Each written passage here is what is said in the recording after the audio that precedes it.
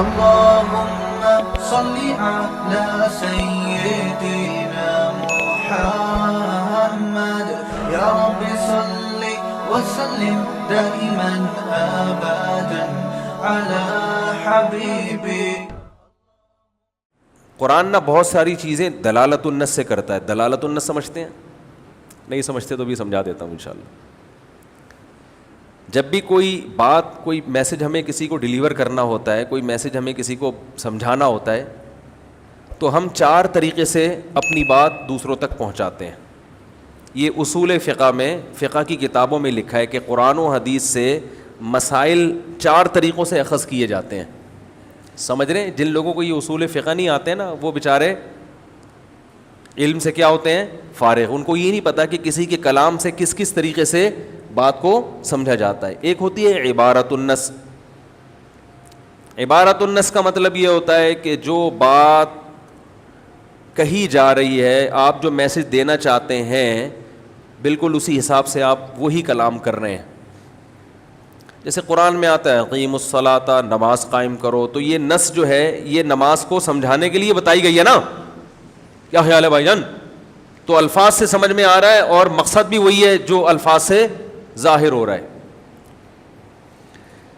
ایک چیز ہوتی ہے دلالت النص، کہ الفاظ میں اس کا ذکر نہیں ہے، الفاظ میں جس کا ذکر ہے اس سے یہ چیز سمجھ میں آ رہی ہے کہ جب یہ ہے تو وہ والی تو بطریق اولا ہوگی.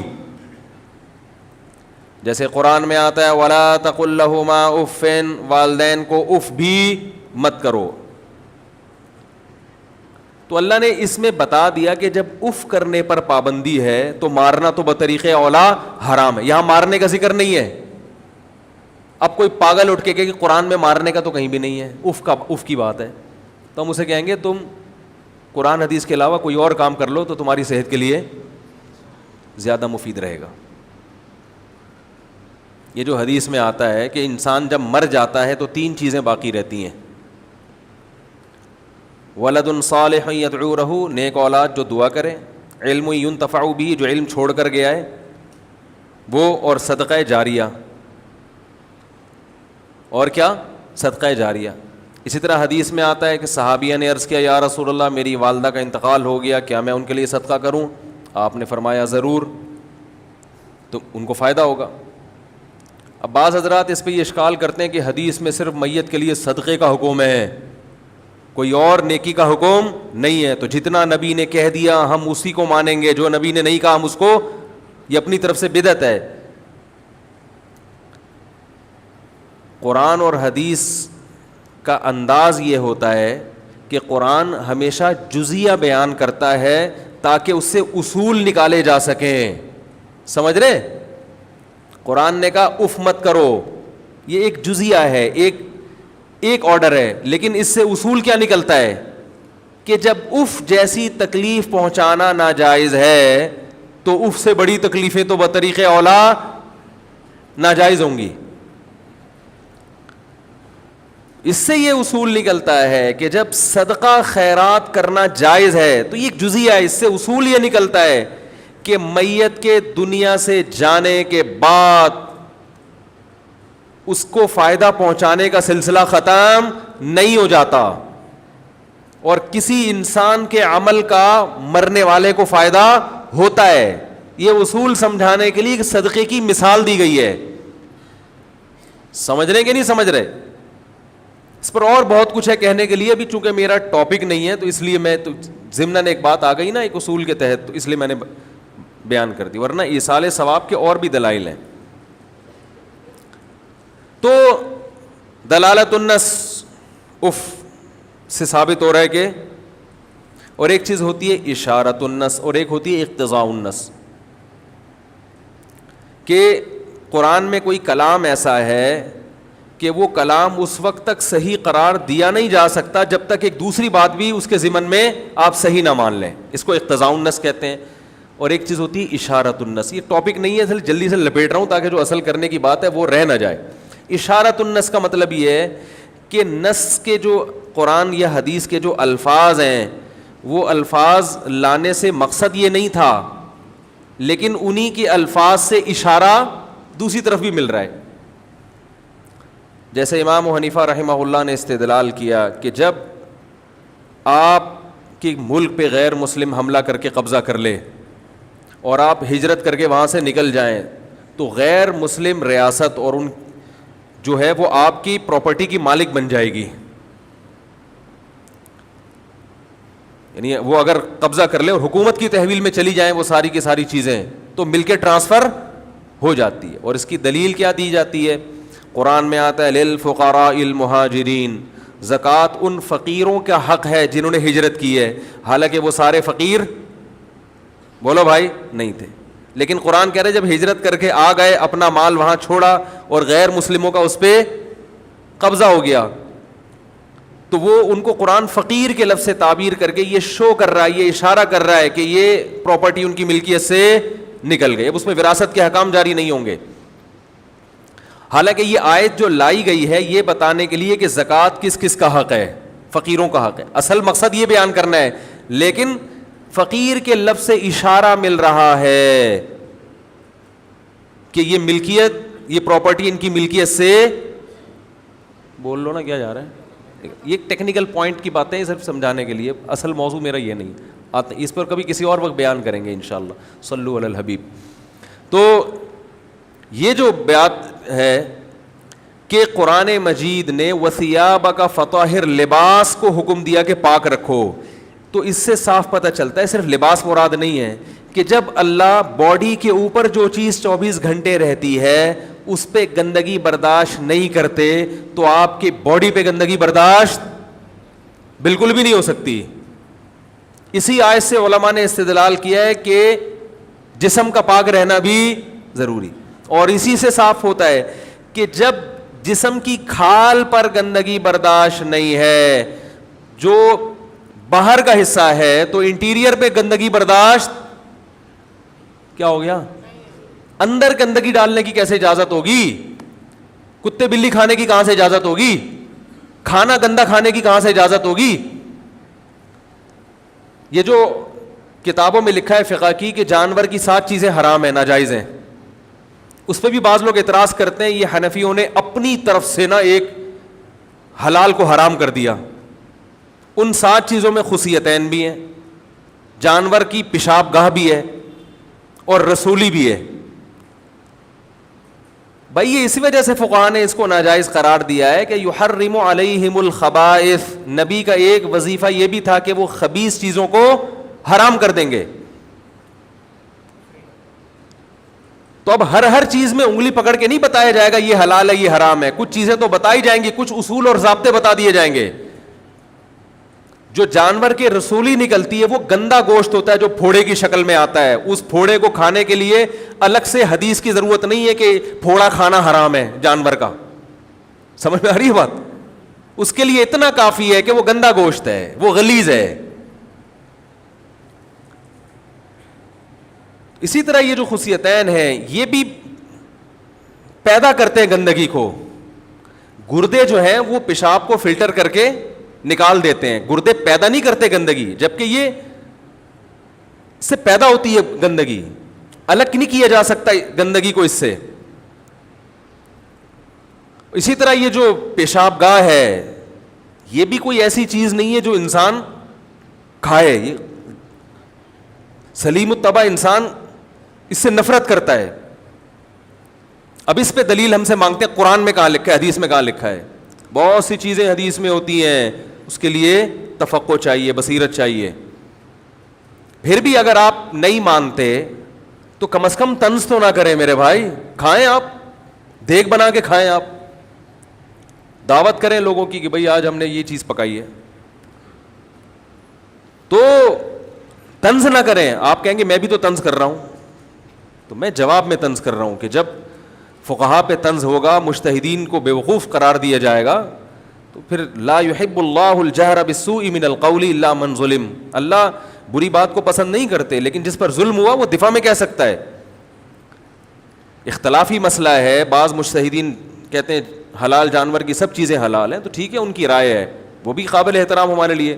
لیکن اگر امام حنیفہ نے کہہ دیا کہ یہ چیزیں حلال جانور کی بھی حرام ہیں، ناجائز ہیں، تو آپ ابو حنیفہ پہ طنز نہیں کر سکتے اس لیے کہ آپ کی مینٹل اپروچ وہاں تک پہنچی نہیں ہے. تو آپ یہ کہہ دو بھائی میں ابو حنیفہ کو نہیں فالو کرتا, تو ٹھیک ہے, جو شافعی مسلک کو فالو کرتے ہیں وہ بھی ہمارے بھائی ہیں, وہ ہم پہ طنز نہیں کرتے, ہم ان پہ طنز نہیں کرتے. لیکن جو طنزیہ اسٹائل ہے نا, یہ جہل مرکب کی دلیل ہے. یہ اس کی دلیل ہے کہ آپ جاہل بھی ہیں اور آپ کو یہ پتہ بھی نہیں ہے کہ آپ جاہل ہیں. سمجھ رہے, کم سے کم پتہ تو ہوگا مجھے نہیں آتا کچھ. تو جب لباس کو پاک رکھنے کا حکم, تو باڈی کو اس سے زیادہ, اور انٹیریئر جو ہے وہ اس سے بھی زیادہ, تو اس میں کوئی مشکوک چیز بھی نہ جائے جس کے, تبھی امام حنیفہ نے اس کو حرام نہیں کہا, مکروہ تحریمی, ناپسندیدہ. تحریمی کا مطلب غلط, چھوڑ دو, لیکن ایسا حرام نہیں ہے جیسے سور اور کتا حرام ہے, کیونکہ اس میں اختلاف ہے.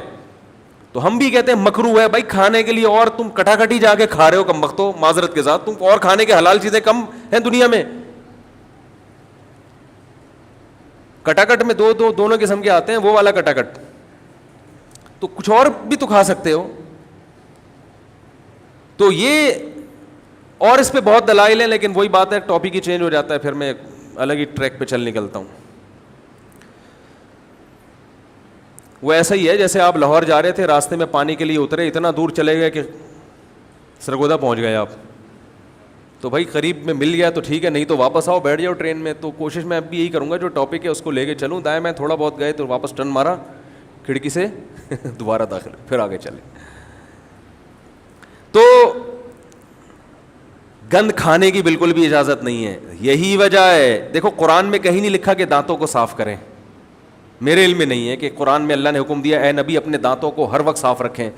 لیکن جب رسول اللہ صلی اللہ علیہ وسلم نے جان لیا کہ اللہ کپڑوں میں گندگی برداشت نہیں کر رہے, تو باڈی میں کیسے ہوگی, اور پھر منہ تو جسم کے اندر کا حصہ ہے, اس کو تو اور صاف رکھنا ہے.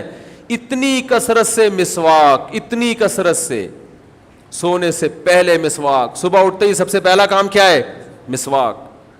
ہر وقت رسول اللہ صلی اللہ علیہ وسلم کے دانت چمک رہے ہوتے تھے.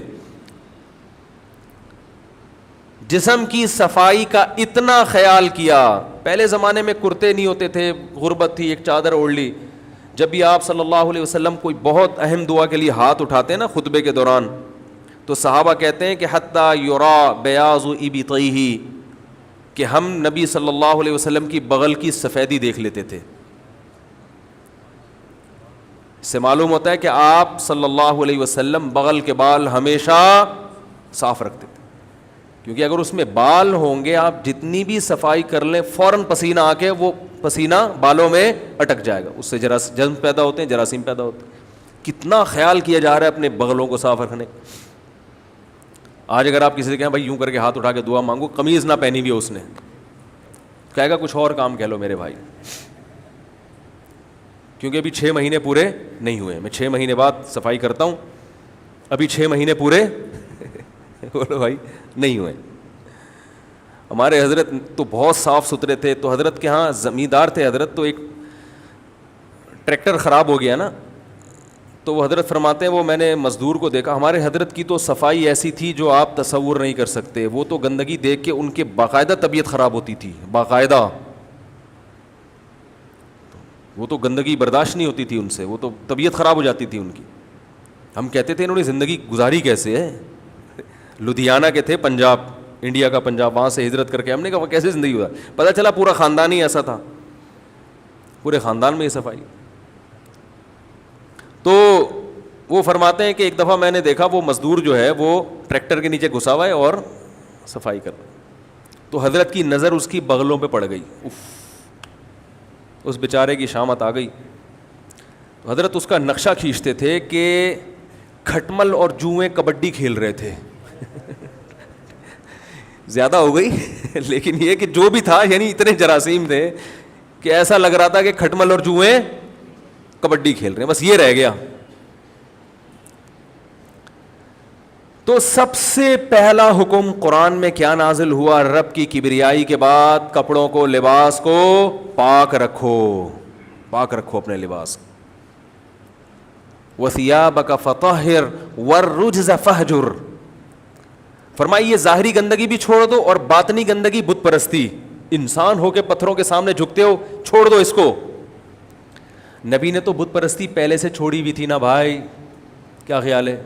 تو اس سے صاف پتہ چل رہا ہے کہ نبی کے توسط سے اصل میں امت کو بتایا جا رہا ہے. تو اس سے پتہ چلا کہ نبی صلی اللہ علیہ وسلم کو جو پہلا حکم دیا جا رہا ہے لباس کو پاک رکھو, وہ بھی اصل میں نبی کو نہیں دیا جا رہا, نبی کے توسط سے کس کو دیا جا رہا ہے؟ امت کو. امت کو بتا دیں یہ آیتیں. نبی تو پہلے سے صاف ستھرے رہے, آپ کی تو مزاج میں صفائی تھی. ہمارے نبی کے مزاج میں, جس کے مزاج میں صفائی ہوتی ہے اس کو خوشبوؤں سے محبت بھی ہوتی ہے. خوشبو سے محبت دو وجہ سے ہوتی ہے انسان کو. ایک اس لیے کہ اس میں بدبو اتنی ہوتی ہے کہ اس کو چھپانے کے لیے خوشبو چاہیے ہوتی ہے. ایک کنٹری ہے اس کی صفائی بہت مشہور ہے, بہت صاف ستھرے لوگ ہوتے ہیں وہاں پہ, بڑی نفیس قوم ہے وہ, غیر مسلم ریاست ہے. ہمارے رشتہ دار گئے وہاں پہ, کہہ رہے میں نے سنا تھا یہ لوگ بہت دنیا میں نفیس قوم ہے نا, بہت نیٹ اور کلین ہوتے ہیں یہ لوگ, اور خوشبوئیں بڑی مشہور ہیں. یعنی جب میں وہاں گیا تو پتہ چلا کہ ان کی خوشبوئیں اس لیے مشہور ہیں کہ ان کی بدبو بڑی مشہور ہے. غیر مسلموں کی صفائی میں ظاہری صفائی کا تو بڑا اہتمام ہوتا ہے, باڈی کا اتنا خیال نہیں کرتے وہ لوگ. کہہ رہے پتہ چلا یہ ان کو کیا بدبو اتنی ہے, منہ صبح اٹھ کے منہ نہیں دھوتے ہے بھائی, تو منہ سے بدبو آ رہی ہوتی ہے تو ماؤتھ اسپرے ایسے کیا نکل لیا. نہاتے نہیں ہیں تو پسینے کی بدبو, اور کھاتے بھی سور کتے اس کی اور الگ سے بدبو, وہ باڈی میں وہ بھی بدبو بھی تو آ جاتی ہے نا. کتا پن تو آئے گا جب آپ کتے کھاؤ گے, تو اس کے لیے الگ اسپرے. مجھے لوگ گفٹ کرتے ہیں جا کے باڈی اسپرے, ماؤتھ اسپرے. میں حیران ہوتا ہوں یار باڈی میں بدبو کہاں ہوتی ہے کہ جو ہم اسپرے کریں یار اس پہ. وہ کہہ رہے بدبو ختم کرے, بدبو اللہ نہ کرے یار ہماری باڈی میں, اللہ نہ کرے بدبو ہو تو ہم جا کے نہائیں گے. بدبو کو ختم کرو نا. کچرا کے ڈھیر میں بدبو آ رہی ہے تو آپ نے وہاں لا کے مشک امبر لا کے پھینک دی, ارے وہ کچرا صاف کرو وہاں سے. پھر آپ گملے لگاؤ, اس میں گلاب کے پھول بھی لگاؤ, اور آپ اس میں چمیلی بھی لگاؤ, رات کی رانی بھی لگاؤ, پھر مزہ آئے گا. کچرے کے ڈھیر میں رات کی رانی اس لیے لگا دی تاکہ یہ بدبو چھپ جائے. اس کا مطلب آپ نفیس نہیں ہیں, آپ یعنی بہت ہی وہ ہیں, اتنے گندے ہیں معذرت کے ساتھ. آپ نہیں, اگر آپ ایسا کریں تو, اور مجھے پتہ ہے آپ ایسا نہیں کرتے. آج میں نے دیکھا ہے گھروں میں بعض خواتین ایسا کرتی ہیں, بچے کی وہ اس نے پیشاب کر دیا, اسمیل آ رہی ہے, ایک اسپرے مارا ایئر فریشنر. اور یار اس سے تو اور معاملہ خراب اس لیے ہو رہا ہے کہ یہ بدبو تو آپ نے دبا دی, پہلے کم از کم احساس تو تھا نا انسان کو. جو جرمز پھیلے ہوئے ہیں احساس تو ہے, تو تھوڑا احتیاط کر لے گا, ادھر نہیں ادھر بیٹھ جائے. آپ نے تو اس کو بالکل گلا گھونٹ کے مار دیا, دبا دیا, مارا نہیں ہے. تو یہ اسلام نہیں ہے.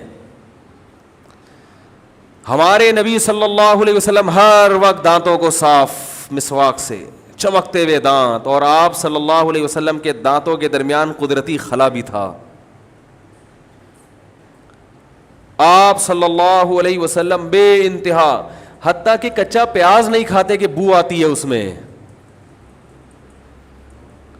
اس کے بعد خوشبو کا اتنا استعمال اس صفائی کے بعد, حالانکہ صفائی کے بعد تو ویسے ہی, اور آپ کے پسینے میں ویسے ہی خوشبو تھی, اس کے بعد خوشبو کا اتنا استعمال, کیونکہ نبی نے دنیا کی طرف رغبت نہیں کی. آپ صلی اللہ علیہ وسلم کا بستر کوئی لگژری نہیں تھا, گھر لگژری نہیں تھا, ایک پیالہ لٹکا ہوا ہے, اسی میں کھانا بھی, اسی میں پینا بھی, سب کچھ اسی میں. اور بستر کیا ہے, وہ کھجور کی چھال بچھائی ہوئی ہے. تو دنیا سے بے رغبتی. کھانا ایک وقت کا ملا تو 2 وقت کا ناغا, اور وہ ملا کیا, کھجور ہے تو 40 دن کھجوری کھا رہے ہیں, جو کی روٹی کھا رہے ہیں, بہت سادگی. لیکن آپ صلی اللہ علیہ وسلم نے دنیا کی 2 چیزوں کو خوب جمع کیا. آپ نے فرمایا حبب الی النساء والطیب, اللہ نے میرے دل میں عورت کی محبت ڈال دی, نکاح کی محبت اور خوشبو. کیونکہ جب انسان دنیا سے دور بھاگتا ہے تو شادی بیاہ سے بھی دور. کہہ رہے 4 مہینے کے لیے جاؤ, سال لگاؤ تبلیغ میں, مدرسے میں وقت لگاؤ, اللہ اللہ کرو, کیا بیوی بچوں کے بکھیڑے, ٹینشن کیا ہے. ابھی ایک شادی ہوئی نہیں تو دوسری کر کے بیٹھ گیا. اس مفتی کو دیکھو, شادی شادی شادی شادی لگا کے رکھا ہوا ہے. جب میں نے کی نا ایک دفعہ جب میری شادی ہوئی تھی تو میرے گھر کے باہر، اچھا میرے بچے بھی تھے ماشاءاللہ پہلے سے، تو میرے گھر کے باہر گاڑیاں جو سسرال والے، وہ میں نے دعوت کی تھی تو وہ ولیمے کی نا، تو سسرال والے وہ گاڑیاں واڑیاں لگی ہوئی ہیں، دیگیں شیگیں آ رہی ہیں. تو ایک بڑے میاں آئے، وہ آئے، وہ کہنے لگے امام صاحب کے گھر کے باہر یہ رش کیسا لگا ہوا ہے. وہ تیسری تھی میری، اور بچے بھی تھے میرے پہلے سے ماشاءاللہ. تو انہوں نے کہا امام صاحب نے شادی کی ہے. ایسے سر پکڑ کے نا یوں، اور پھر غصے میں کانپ رہے ہیں، کہہ رہے ہیں ممبر پہ بیٹھ کے بولتے ہیں دنیا مسافر خانہ ہے، ہیں ایسے کانپ رہے ہیں باقاعدہ. کہہ رہے ہیں ممبر پہ بیٹھ کے بولتے ہیں دنیا مسافر خانہ، اور حرکتیں دیکھو، حرکتیں بچے دیکھو ان کی، اور شادیوں پہ شادیاں کرے چلے آ رہے ہیں. تو جو مجھے بچانے والا تھا نا، پوری ان کی نقل کھینچ کے بتا رہا تھا. وہ بات کا ان کا اسٹائل بھی اسی طرح کا ہے. کہہ رہے ہیں ممبر پہ بیٹھ کے بولتے ہیں دنیا مسافر. مقصد ان کا یہ تھا کہ ادھر عیاشیاں لگی ہوئی ہیں، ادھر ممبر پہ آخرت جنت جہنم ہے. پلاٹ نہیں خریدو، مکان نہیں بناؤ. مکان تو بناؤ، میں نہیں، وہ چند شرطوں کے ساتھ جو میں کہتا ہوں، لیکن دل نہ لگاؤ دیواروں سے اینٹوں سے، اور شادیوں پہ شادیاں. اور شادی بھی کنواری سے کی. تو پہلے میری 2 طلاق یافتہ تھیں، تو پھر جب کنواری تو کنواری کا سن کے میں نے کہا ان کو اٹیک وٹیک نہ ہو جائے، لے جا بھائی گھر میں، مری مر آ جائیں گے خام خمیں.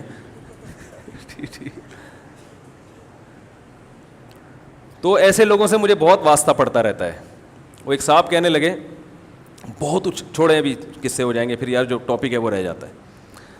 تو نبی صلی اللہ علیہ وسلم نے فرمایا حبب الی النساء والطیب، 2 چیزیں اللہ نے میرے دل میں ڈال دی. نکاح کثرت سے کروں گا، اچھا رشتہ. جہاں بھی نبی صلی اللہ علیہ وسلم کو نکاح کا پیغام آیا اور آپ کو مناسب لگا، آپ نے ہاں کیے. حالانکہ کھانے کو روٹی نہیں ہے گھر میں. وجہ اس کی یہ ہے کہ یہ عمل دیکھنے میں شہوت پرستی لگتا ہے، حقیقت میں شہوت پرستی نہیں ہے، یہ عیاشی نہیں ہے. اگر یہ عیاشی ہوتی تو ہمارے سابق صدر زرداری کی 4 کم از کم بیویاں ابھی موجود ہوتی، شیخ رشید کی 4 ہوتی، اور جتنے ہمارے سیاسی لوگ ہیں جن کو اللہ نے بہت وسائل دیے ہیں، وہ سب 4 رکھتے. ان کو پتہ ہے وہ تو ایک کے انتقال کے بعد پتہ نہیں ان کو غم ہوا ہے خوشی ہوئی ہے، تو اللہ ہی بہتر جانتا ہے. لیکن وہ تو کہتے ہیں یار دوبارہ ایک شادی کے لیے تیار نہیں ہے وہ، کہ جان چھوٹ گئی ہے پھر ٹینشن.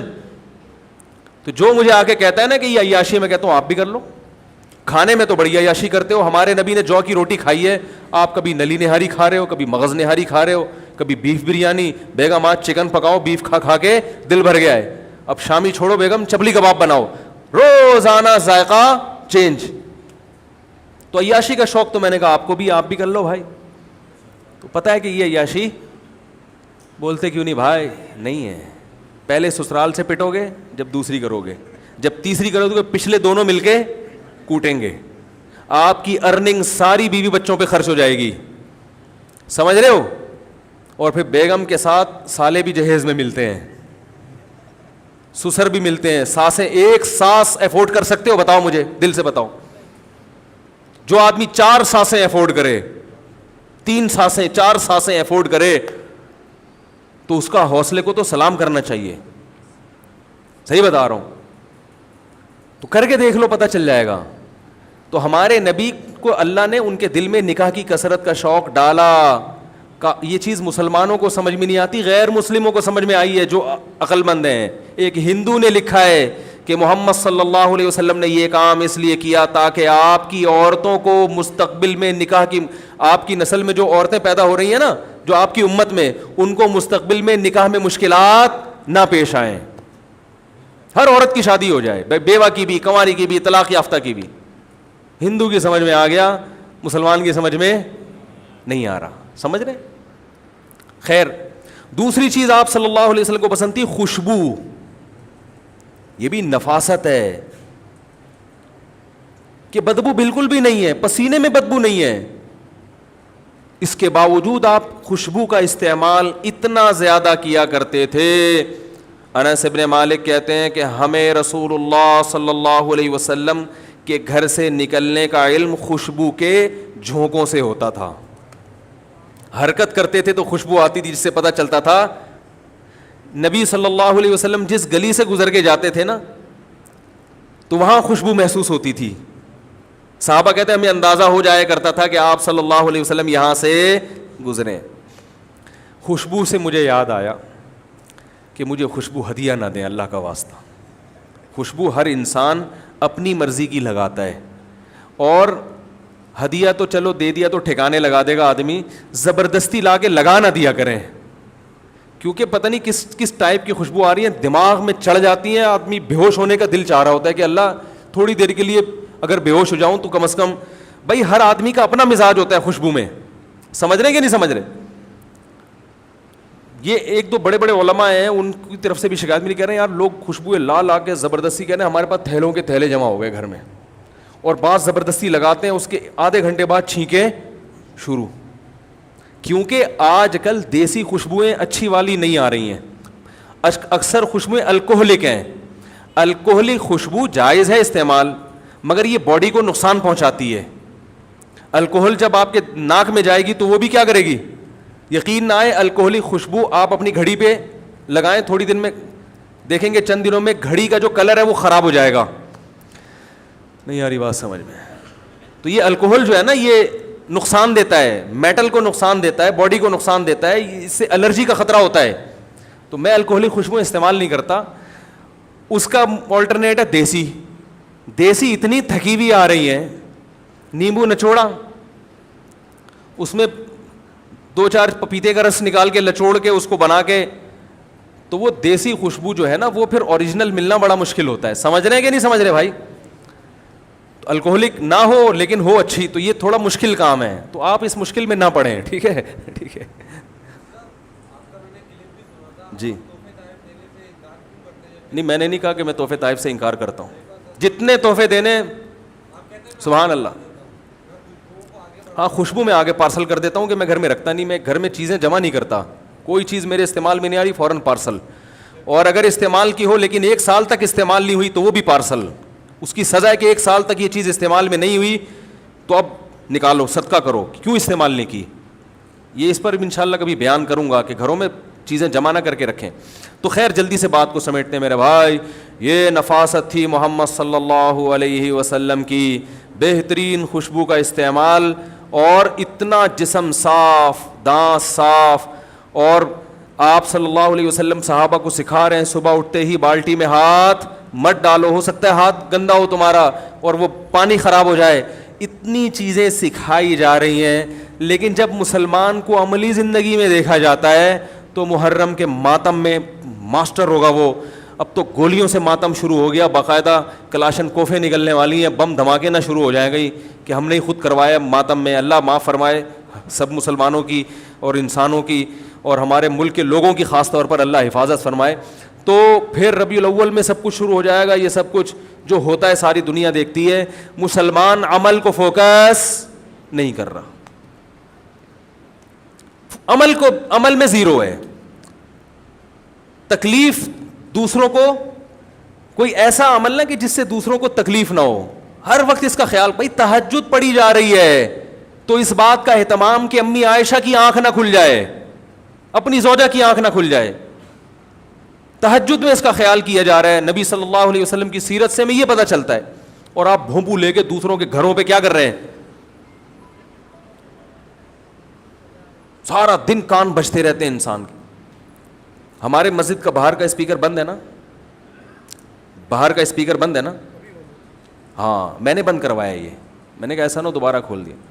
کئی دفعہ کمیٹی میں بات ہوئی کہ باہر کا اسپیکر آن کرنا چاہیے. میں نے کہا جو اپنے گھر میں بیٹھا ہے میں اپنی بات اس کے کان میں کیوں ٹھونسوں بھائی, سکتا ہے وہ نہ سننا چاہ رہا ہو, جو سننا چاہ رہے ہیں ان تک آواز پہنچے بس. وہ بھونپو لے گئے. ہم جب چھوٹے تھے تو کرکٹ, ابھی آفریدی سے میری ملاقات ہوئی اسی ہفتے, وہ تبلیغ میں نکلے ہوئے تھے وہاں جامع کے قریب ہی, تو وہ کرکٹ پہ گپ شپ ہو رہی تھی. وہ انہوں نے کسی نے مجھ پہ اشکال کیا کہ مفتی صاحب آپ نے بیان میں ایک دفعہ شاہد آفریدی صاحب کا نام لیا اور آپ کو نام ہی نہیں آ رہا تھا, تو ہم بڑے بدگمان ہوئے آپ سے کہ آپ شاید ڈرامہ تو نہیں کر رہے, اتنے مشہور کھلاڑی کا آپ کو نہیں پتا. میں نے کہا اللہ کی قسم میں ڈرامہ نہیں کر رہا تھا. تو وہ شاہد آفریدی بھی بیٹھے ہوئے تھے, ابھی 2 دن پرانی بات ہے. تو میں نے کہا اصل میں ہوا یہ تھا, میں ان کو بتایا کہ ہم کرکٹ کھیلا کرتے تھے, وہ بھونپو لے کے بیٹھتے تھے رات کو نا, کھیلتے بھی تھے اور پھر وہ دیکھتے بھی تھے. جب اپنی باری نہیں ہوتی تو دیکھ رہے ہوتے تھے, تو وہ نہیں پوں بجا رہے ہوتے ہیں لڑکے, تو میں نے کہا جب ہم دین کی طرف آئے کالج چھوڑ کر تو یہ ساری حرکتوں سے ہم نے توبہ کر لی. جب توبہ کی ہے تو پھر نسیہ منسیہ ہو گیا, بالکل وہ فائلیں لپیٹ دیں. تو میں نے کہا مجھے پھر اس زمانے کے جو کھلاڑی تھے ان کے تو نام معلوم ہے, اس کے بعد کون آیا کون گیا مجھے اس کا واقعی نہیں پتا. تو یہ میں نے ڈرامہ نہیں تھا, واقعی مجھے نہیں پتا تھا. تو اس لیے یہ کوئی اس کی بات نہیں ہے کہ آپ اتنے مشہور آدمی نہیں ہیں, یہ میرے نالائق ہونے کی دلیل ہے کہ مجھے پتہ ہی نہیں تھا. تو اسی پہ وہ بات یاد آئی کہ وہ بھونپو, ہم اس کو بھونپو کہتے تھے, آج کل پتہ نہیں کیا کہتے ہیں لوگ اس کو. تو بھونپو لے کے نا لوگوں کے گھروں میں دین کے نام پہ بجایا جا رہا ہوتا ہے. یہ جو صبح سحری جگانے کے لیے آتے ہیں ان کی محنت اللہ قبول کرے, لیکن ان سے کہو بس اکیلے میں نہیں ملنا, جب بھی ملیں 4 آدمیوں کے ساتھ ملیں. رمضان میں 2-2:30 بجے تو انسان جا کے سو رہا ہوتا ہے اور 3 بجے یہ جگانے آ جاتے ہیں, اور وہ اتنی پوری پاورفل آواز کے ساتھ. تو بھائی یہ تو ایذائے مسلم ہے. آج کل العالم والی گھڑیاں ہیں, ہر آدمی, اب آپ ان کو کچھ چھیڑے نہیں, جا کے آرام سے محبت سے سمجھا دیں, ٹھیک ہے, نہیں تو برداشت کریں, اور کیا ہے, ٹھیک ہے. تو الارم والی گھڑیاں ہیں, سب کو پتہ چل جاتا ہے کس وقت اٹھنا ہے. کوئی 3 بجے اٹھے گا, کوئی 3:30, کوئی 4 بجے, کوئی 5 بجے. تو آپ سب کو 3:30 بجے آ کے ڈھم ڈھماڈم ڈھول بجا رہے ہیں اور وہ اٹھا رہے ہیں. تو میرے بھائی مسلمان میں اس چیز کا خیال نہیں ہے. دوسرے کو تکلیف سے بولو بھائی بچانا. کسی کو آپ نے ٹائم دیا, اگر آپ نہیں مل سکتے تو آپ کی ذمہ داری اسے کال کر کے اطلاع دیں پیش کی کہ بھائی میں نے آپ کو ٹائم دیا تھا لیکن میں اب گھر پہ نہیں ہوں, آپ نہ آئیں, آپ دفع ہو جائیں, ٹھیک ہے. اللہ تعالیٰ سمجھنے کی عمل کی توفیق عطا فرمائے.